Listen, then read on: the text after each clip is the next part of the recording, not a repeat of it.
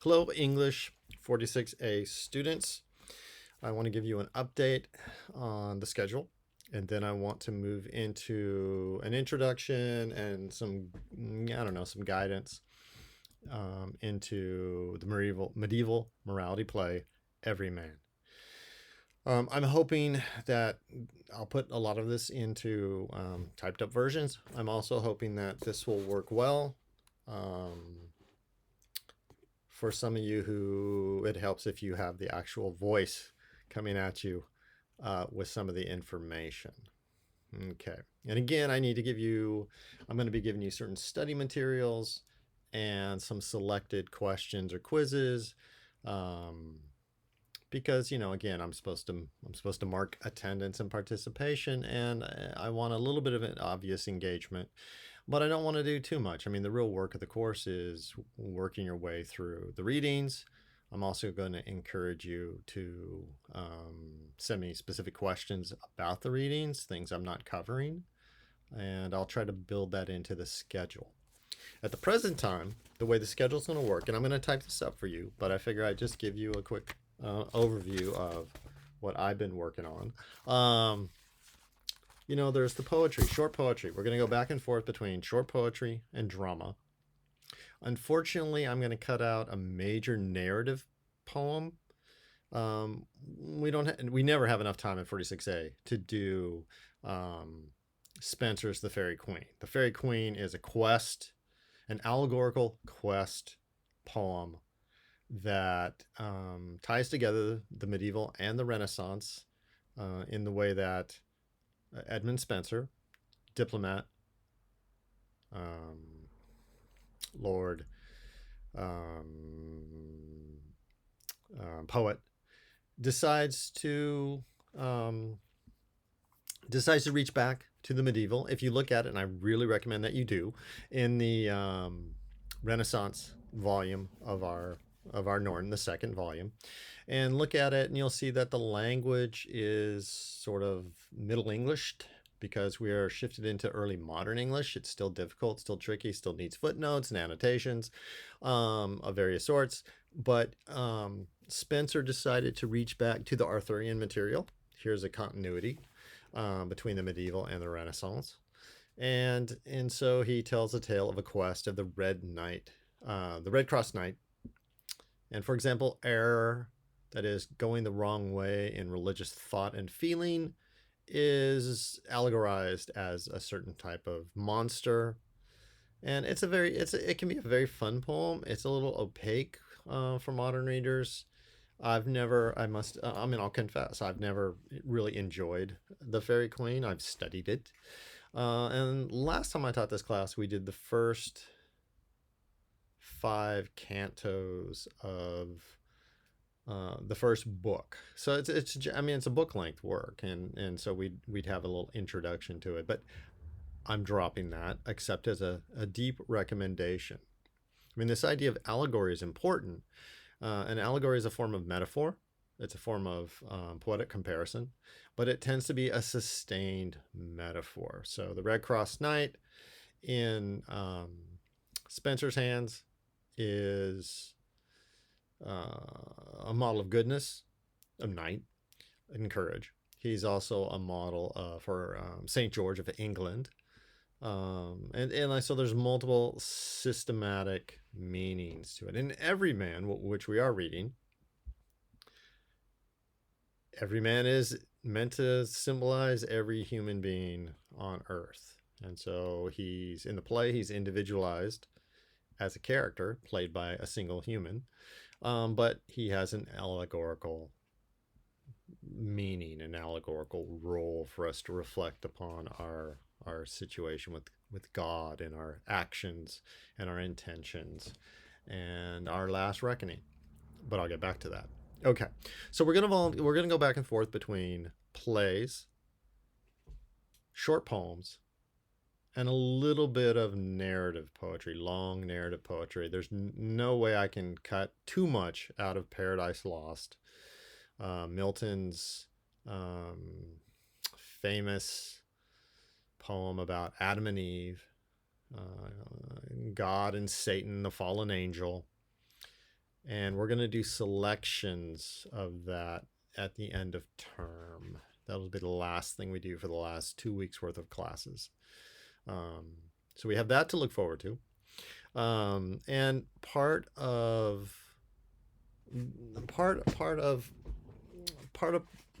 Paradise Lost, excuse me. Part of Paradise Lost, it's a story. It's like Beowulf, and that's a narrative poem. But it's built in chapters or books, as it's called.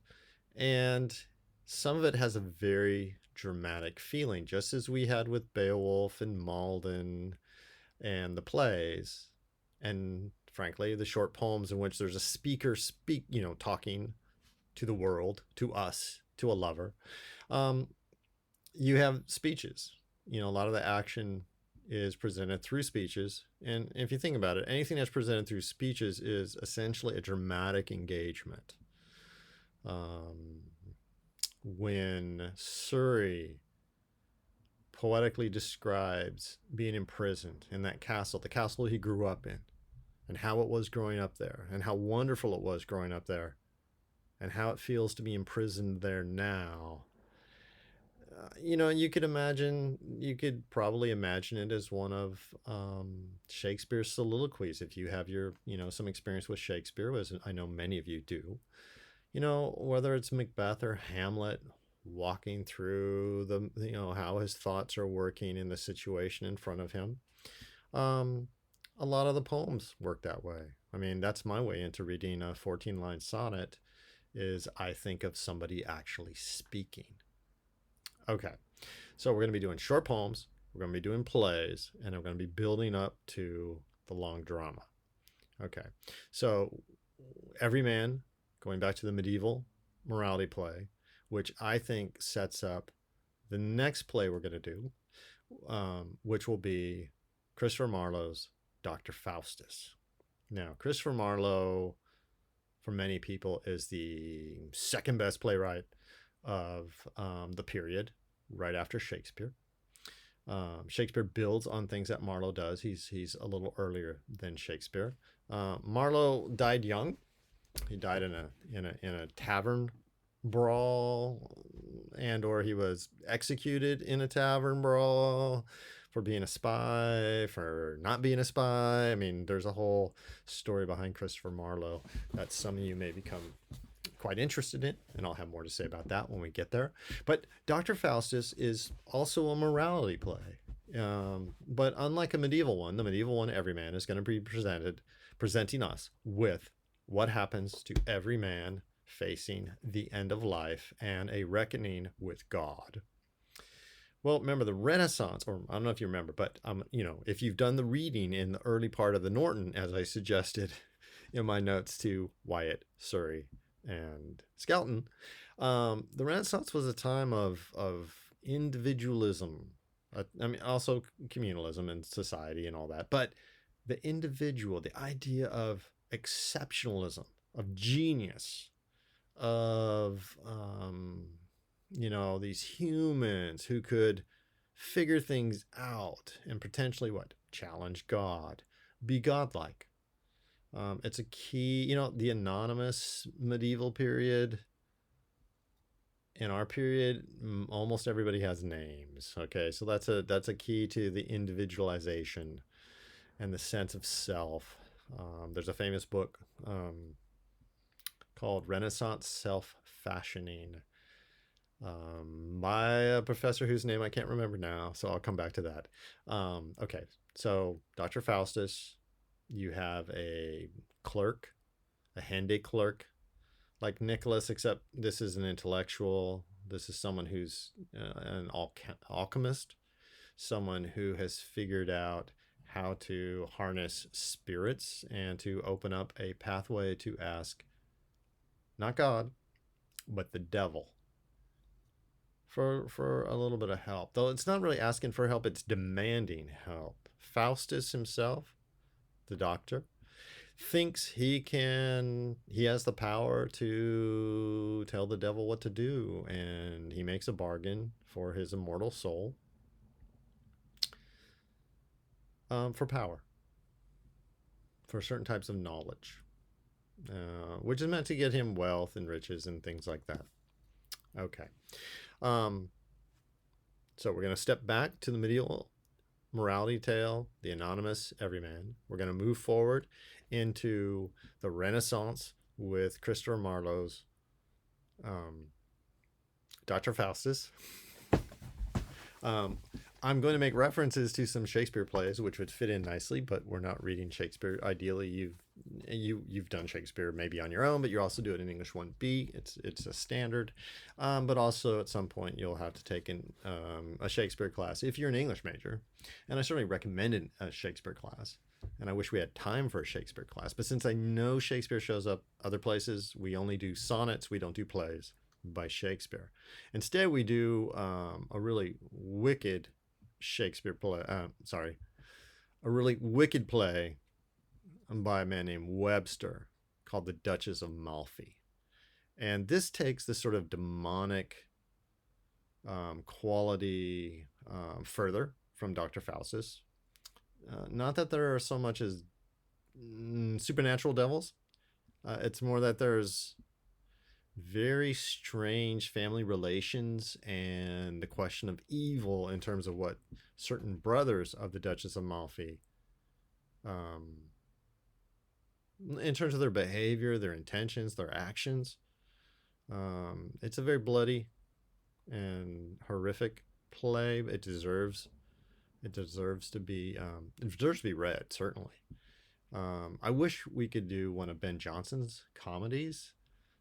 I believe it's Volpone, which is a confidence game, a trickster comedy, is in the Norton, but we don't have time for that. That sort of thing. Okay. The Duchess of Malfi also gives us a strong female main character, and I like the play for itself, but I like the play for the Duchess also. At a certain point in her tragedy, she will say, "I am the Duchess of Malfi still," and it's a resonating line. Okay. So, drama in 3 plays for this half of the semester. Lots of short poetry, lyrical poetry, songs, complaints. They're going to be romantic. They're going to be ethical. They're going to be attacks on the corruption. They're going to be attacks on the fickleness of love. But we're also going to have, say, we're going to have Sir Philip Sidney is famous for the poems that he wrote for his wife, not for a mistress, not for love itself, but for his wife. And this stands out in the period as being something remarkable. And I'll have a lot more to say when we get to that. I mean, there's the 14-line sonnet. And the last time I taught this class, there was a certain amount of, we're reading more sonnets. Like, there are 14 lines, and they tend to be highly compressed poetry, which takes a little getting used to. But if you think of sports, okay, whether it's a boxing match of how many rounds, if it's a basketball game of 4 quarters, whatever sport, they're compressed, they're time-based, they are quite repetitive in a way that if you like the sport, that's part of the charm. I mean, you know what's going to happen. You know, you can compare it to all the other games you've ever watched. I mean, there isn't really all that much surprise in most sports, sporting games, sporting events that you would go to or watch. And so even, part of the quote unquote fun of reading sonnets is maybe it's like racquetball, since it is so compressed in a tiny room, that sort of thing. I'll have more to say about that. Okay, this is meant to be a preview of what we're doing. Okay, all that being said, and I will be posting a tentative schedule and then laying out, dropping, I called it last time, though maybe I shouldn't use the word drop. I think of it as sort of Canvas drops it on you. We will be looking at, I'll be posting modules for the different sections of the semester, but I need to give you an overview so you know what's coming. But I haven't figured everything out yet because, for example, in this remote education, I started setting up all these discussion groups and discussion questions, and I found out that it can really bog down if just in terms of it's not laid out just right. So I'm trying to reconfigure that because I want to give you a good amount of work, but not too much work. Okay. And again, the side note of, reach out to me, please, if I, as your teacher here, I need to know about, you have barriers to getting things done.